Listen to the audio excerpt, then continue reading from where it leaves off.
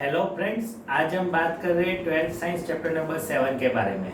आज के video lecture में हम मोस्ट आईएमपी 4 मार्कर थ्योरम पढ़ाने जा रहे हैं। उसका क्वेश्चन है क्यू फैक्टर।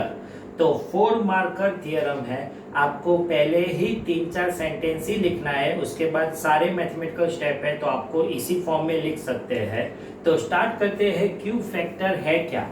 तो हमने आपको मैक्सिमम करंट के बारे में पढ़ाया। आपको मैक्सिमम करंट की फॉर्मूला क्या है? I M equal to V M upon Z, और V M upon Z equal to R square plus XC minus XL का होल स्क्वायर। ये ओनली वन थियरी है, उसमें हम एक्सएल माइनस एक्सी करें या एक्सी माइनस एक्सएल करें, उसका स्क्वायर हो जाने के बाद सेम ही मिलता है। इसलिए ये क्यू फैक्टर की थियरी में हमने पहले एक्सएल लिखा है, उसके बाद एक्सी लिखा है। क्यों? तो कि आगे जो हम क्लैरिफिकेशन करने वाले हैं उसमें इजी हो जाता है। इस बाकी कोई चेंज होने वाला नहीं है, सेम ही आंसर आएगा। Now XL equal to omega L, then Vm upon under root r square plus omega L minus 1 upon omega c का होल स्क्वायर मिलेगा। then रेजोनेंस मिलता है। if रेजोनेंस के बारे में हमने आपको पढ़ा दिया कि XL इक्वल टू XC, then current become maximum, और वो मैक्सिमम करंट मिलता है Vm अपॉन R जितना मिलता है। तो हम उस टाइम जो फ्रीक्वेंसी मिलती है उसको हम ओमेगा नॉट बोलते हैं, एंगुलर रेजोनेंस फ्रीक्वेंसी। तो हम sum of omega naught when angular resonance frequency है, उसमें कुछ डिफरेंस ऐड या डिफरेंस करते हैं। That means two different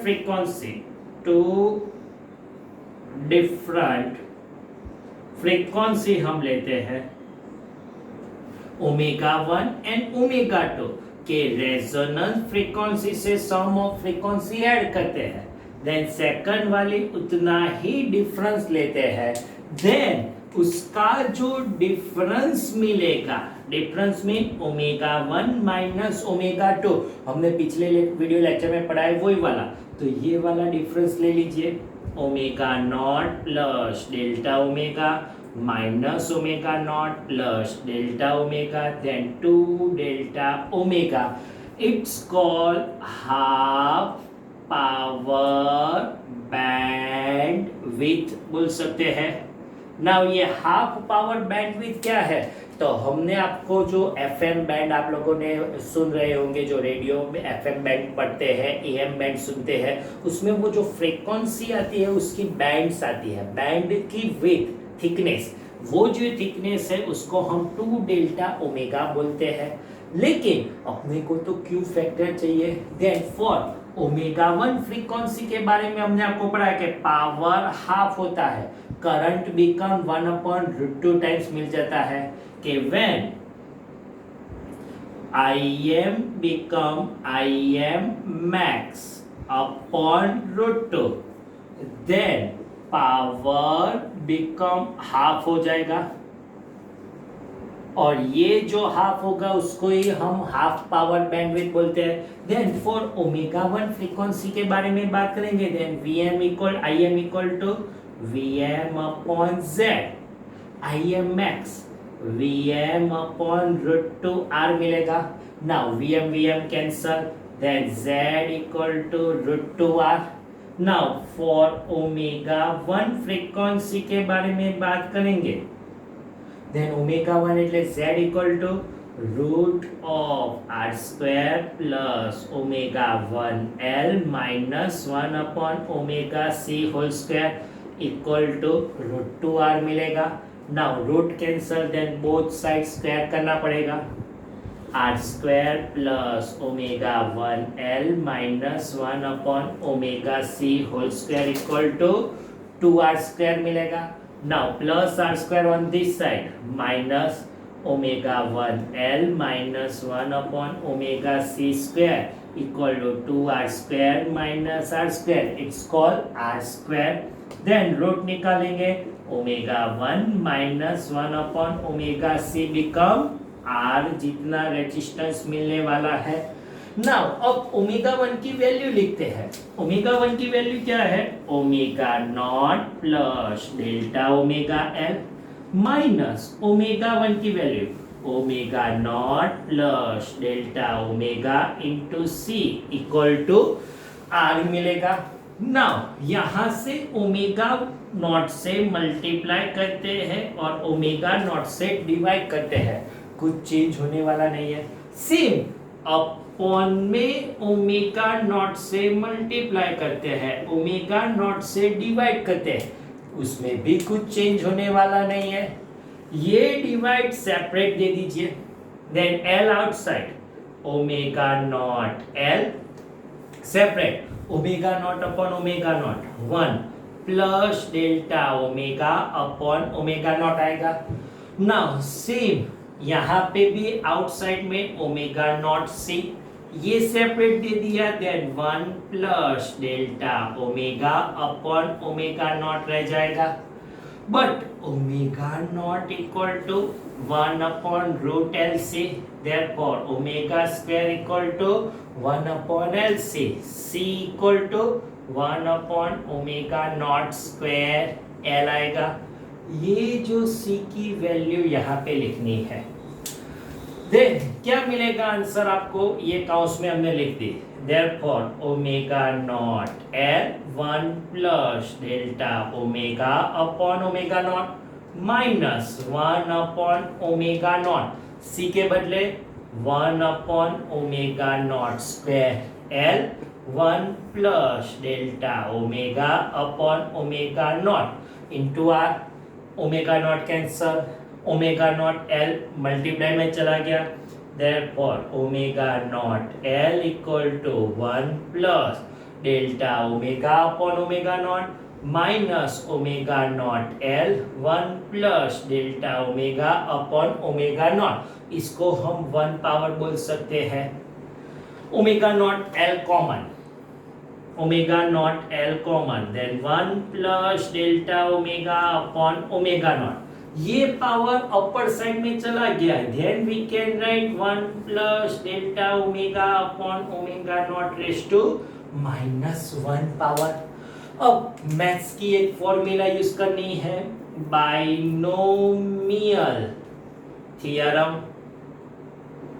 now binomial theorem क्या थी? ये पावर आउटसाइड में चली जाएगी, उसके अलावा कुछ भी चेंज होने वाला नहीं है। Then omega not L 1 plus delta omega upon omega naught minus 1 minus delta omega upon omega not, ये power outside is equal to R मिलेगा। Now omega not L 1 plus delta omega upon omega naught minus 1 plus delta omega upon omega not equal to R। ये multiply में उस side चला जाए तो divide में लिख सकते हैं, 1 1 cancel, then 2 delta omega upon omega not equal to R upon omega not L मिलेगा। नाउ इसको इन्वर्ट करते हैं, then omega not upon 2 delta omega is equal to omega not L upon R वाली formula मिलेगी। हमने ऐसा क्यों derive किया? ओमेगा नॉट कट नहीं किया, तो अपने को Q फैक्टर फाइंड करना है। नाउ Q फैक्टर की डेफिनेशन क्या है? तो के resonance angular frequency and half power bandwidth का ratio, it's called Q factor बोल सकते हैं। Resonance angular frequency and upon में क्या आ गया?